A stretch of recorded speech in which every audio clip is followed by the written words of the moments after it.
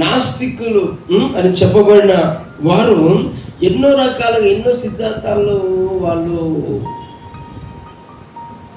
ప్రవేశపెట్టాలని చూస్తున్నారు, ప్రతిపాదించాలని చూస్తున్నారు, కానీ దాన్ని నిరూపించలేకపోతున్నారు. ఎందుకోసం అంటే చివరికి నిలిచేదే సత్యం, ఆ సత్యమే దేవుడు. ఆయన సత్యవంతుడు.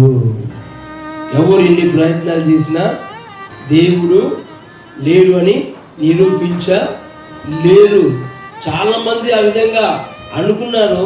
తిరిగి వాళ్ళు ఆ పరిశోధనలో దేవుడు లేడని నిరూపించడానికి కంకణం కట్టుకుని ప్రయత్నం చేసిన వారు చివరికి వాడు దేవుడు ఉన్నాడు అని ప్రకటించారు.